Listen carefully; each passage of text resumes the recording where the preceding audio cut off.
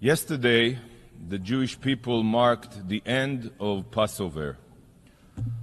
Passover is the holiday in which we celebrate our first step to nationhood, the exodus from slavery in Egypt and the beginning of our ancestors' journey to the land of Israel. The Jewish people set out for the Promised Land 3,500 years ago. On Passover, Jewish people around the globe gather together at the Seder, our special holiday meal, to tell the story of our liberation. We remind ourselves of the suffering we endured, the generations-long hardships we survived on the road to salvation. We remember this pain by eating what we call matzah, the bread of affliction, and maror, the bitter herbs. And we dip our food in salt water. Why? To commemorate our tears. Yet, this year, we did not need bitter herbs and salt water to remember the pain. Because this year, every Jewish family had an empty hole, a hole in their hearts. This year, every Jew focused on the atrocities of October 7th and the suffering of the Israeli hostages held in Hamas terror tunnels.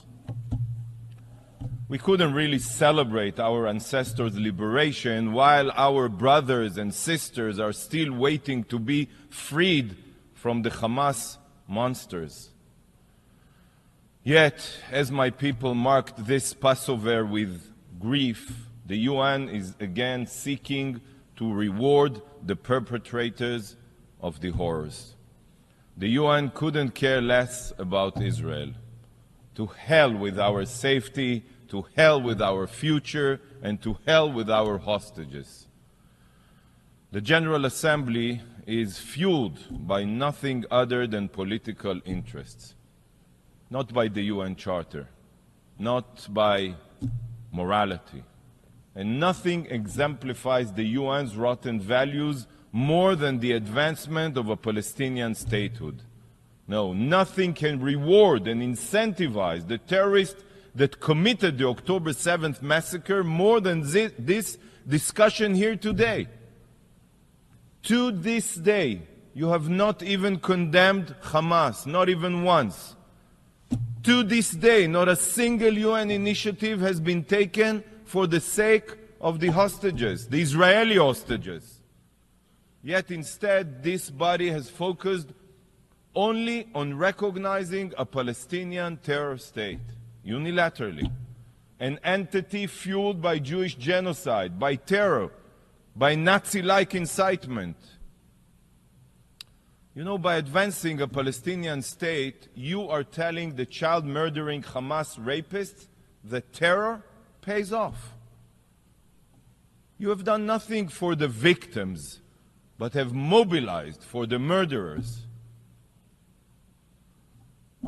It makes me want to vomit. Yes, vomit. You know that the Palestinian Authority doesn't meet the criteria for statehood. No Palestinian leader, not a single one of them, has even condemned Hamas or their massacre.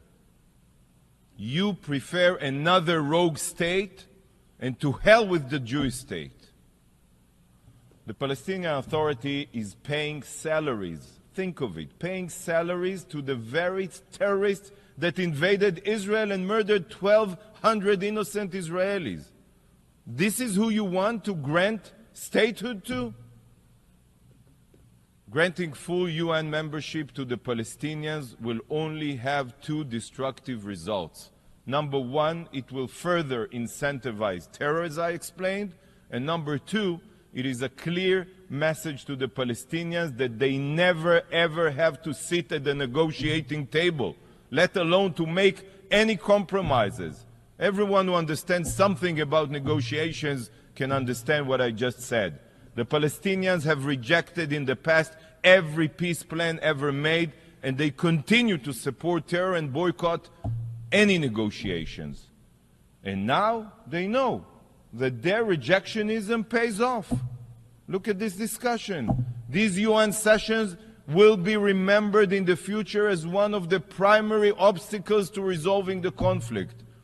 Remember my words. The UN today is the main impediment to peace. You. Most of you. You that supports a forced unilateral establishment of a terrorist state, a Palestinian terrorist state, is an obstacle to peace.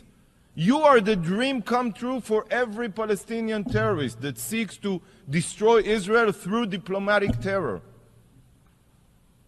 Because without your support, the Palestinians would have had to internalize that negotiations and mutual compromises are the only way forward.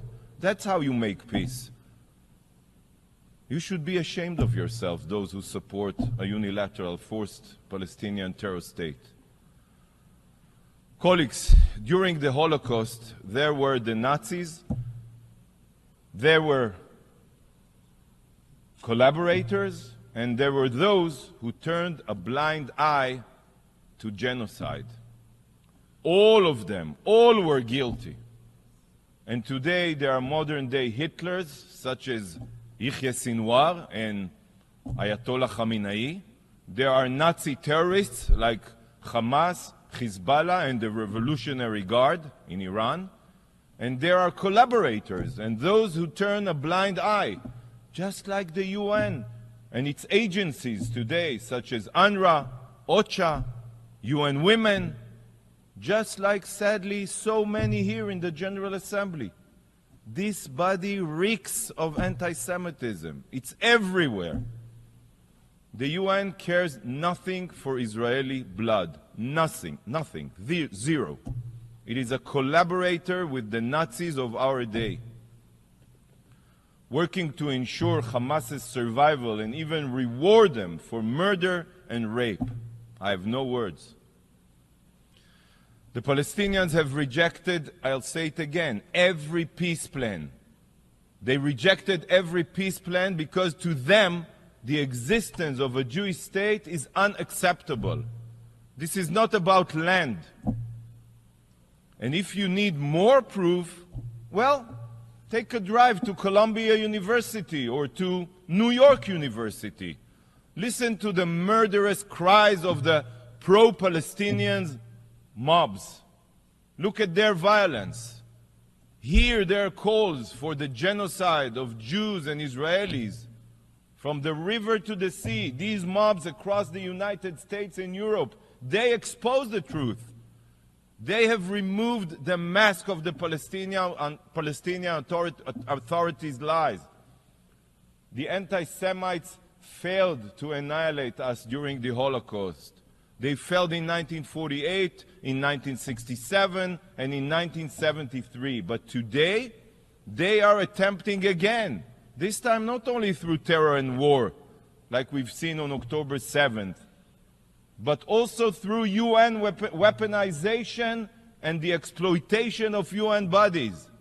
That's how they want to achieve their goal. And here is what they scream, and I quote, "From the river to the sea, Palestine will be free." So for those of you that automatically vote against Israel with no understanding, I'll explain. They want a Palestine that stretches from the Jordan River, Israel's eastern border, to the Mediterranean Sea, Israel's western border.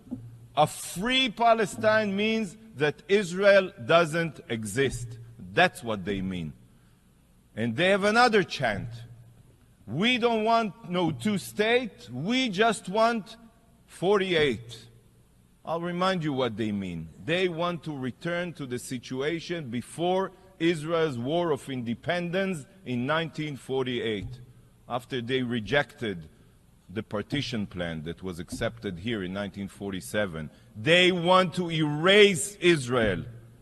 The chants of the pro-Palestinian rioters on campuses are calls for Israel's destruction.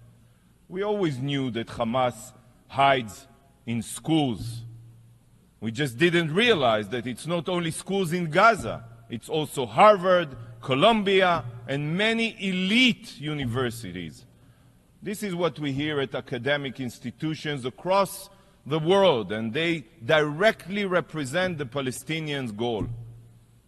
The only solution for them is a single Palestinian state that is Judenrein, Jew-free, from the river to the sea, achieved through repeated October 7th against Israel and also against Jews. And you here are collaborating with them and encouraging their racism and anti-Semitism. Just as Germany was the world capital of science and culture, yet it was there that Nazism was born and spread. History is now repeating itself. Elite universities, supposed bastions of liberalism and academia, have now become the breeding grounds for the most heinous racism and bigotry. Those that carry on the Nazis' race theory today are restoring to violence, shattering windows, attacking Jewish students, and calling for their removal from campus. The images that have come out of Columbia University are reminiscent of Kristallnacht. Just yesterday, over 100 violent pro-Palestine Nazi agitators were arrested at Columbia University. Swift and severe action must be taken against faculty that back this mayhem. University presidents and professors today must be held accountable for permitting this. Students who call for the murder of their peers or use physical violence must be arrested and expelled. But this brainwashing did not happen overnight. It was the result of years of incitement and delegitimization here at the UN. And do you know who it is that set the stage for this blatant anti-Semitism? The UN, the General Assembly. The anti-Israel vitriol spread here by this organization is what sparked what we are seeing today on college campuses. By falsely condemning Israel and marking the Jewish state as the foundation of all evil, you are emboldening anti-Semites and terrorists alike. It is because of you that these mobs think that attacking Jews is acceptable, that calling for the deaths of Israelis is tolerable. Universities are permitting this Nazi-like behavior because for decades, the UN's anti-Israel stance has been justified by this very body, the General Assembly. Look at the damage you have caused. Look at the generations you have indoctrinated. This is the final moment for the UN, I'm telling you, to show that it remembers the reason it was established in the wake of the Holocaust, to prevent atrocities against Jews. Wake up! I call on the Secretary General and on leaders around the globe to stop hiding behind empty words. There is no freedom to incite murder and violence, and there is no liberty to attack Jewish students. Whoever does not stand against the abhorrent anti-Semitism is a collaborator. But just as it says in the Bible regarding the Egyptians' treatment of the Israelites, וכאשר יענו אותו, כן ירבה וכן יפרוץ. But the more they were oppressed, the Israelites, the more they increased and spread. Remember these words from the Bible. The UN chooses to continue singling out the Jewish people, but we will only grow more resilient and thrive. Colleagues, today marks the ninth General Assembly meeting held on Gaza since Hamas's massacre. Ninth. Not one of the meetings focused on condemning Hamas or releasing the hostages. Not even one. I'm disgusted by this institution. But if an alien landed on Earth, it would be certain that outside of Gaza, the rest of the world is a utopia. A war is currently raging in Sudan, where tens of thousands have been killed and millions are on the brink of starvation. How many General Assembly sessions have been held on Sudan? Do you know? 0. What about the war in Myanmar? 50,000 have been killed and the war rages into its 4th year. How many times has the General Assembly met and how many resolutions been passed? How about Yemen, where the Houthis dragged the country to disaster? Hundreds of thousands are dead and tens of millions are literally starving. All while the Houthis also fire drones and missiles at merchant vessels in the Red Sea. Where is the Assembly's voice about the Houthis and Yemen? Is this not worth an emergency session? Let's continue to Pakistan. Pakistan is in the process of forcefully displacing 1.3 million Afghans back under the Taliban's radical control. Have you convened to condemn this? Oh, and what about Iran? The Ayatollah regime executes thousands of women, protesters, and members of the LGBTQ community, while Iran is hurtling towards nuclear weapons. And mere weeks ago, the regime launched 350 drones and missiles at Israel. Is this not enough for the General Assembly to discuss this murderous regime? But you are not interested in criticizing rogue states.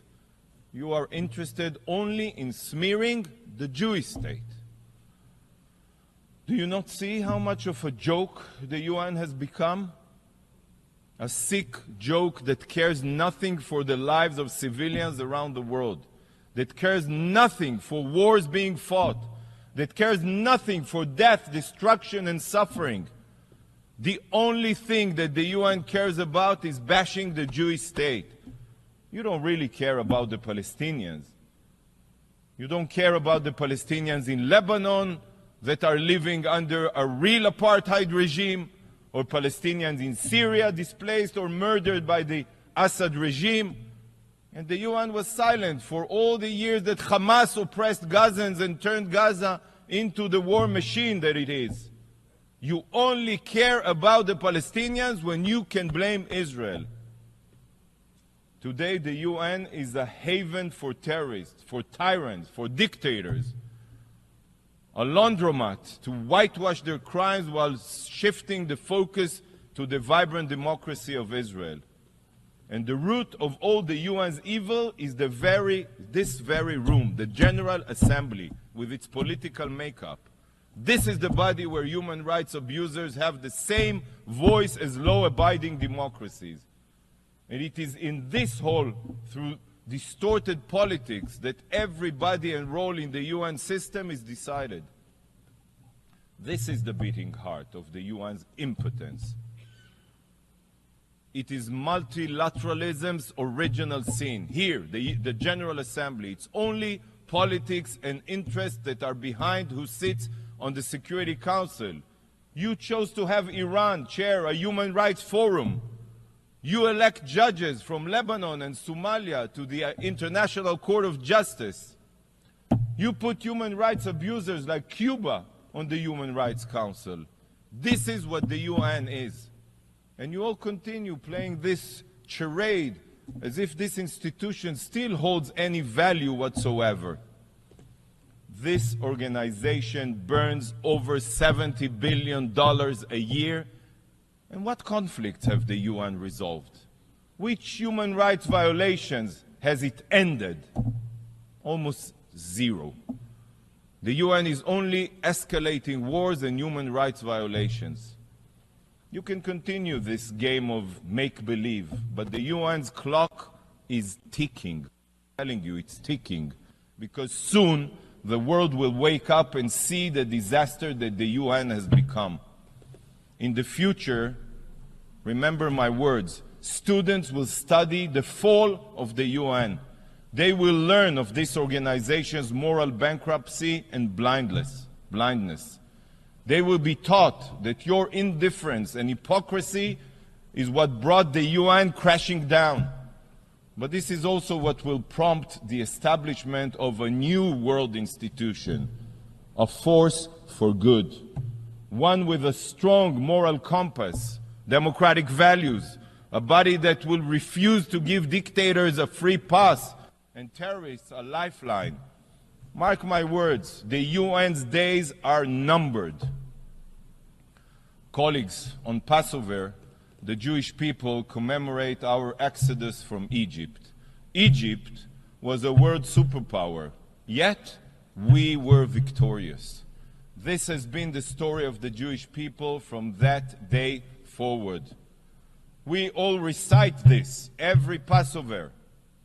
והיא שעמדה לאבותינו ולנו, שלא אחד בלבד עמד עלינו לכלותנו, אלא שבכל דור ודור עומדים עלינו לכלותנו, והקדוש ברוך הוא מצילנו מידם. And God's promises, God's promise is what has stood by our ancestors and us. For it was not only one man that rose up to destroy us, but in every generation people rise up to destroy us, and God saves us from their hands.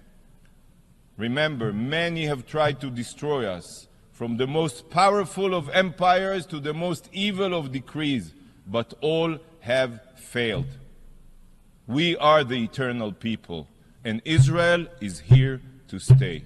Thank you, Mr. President.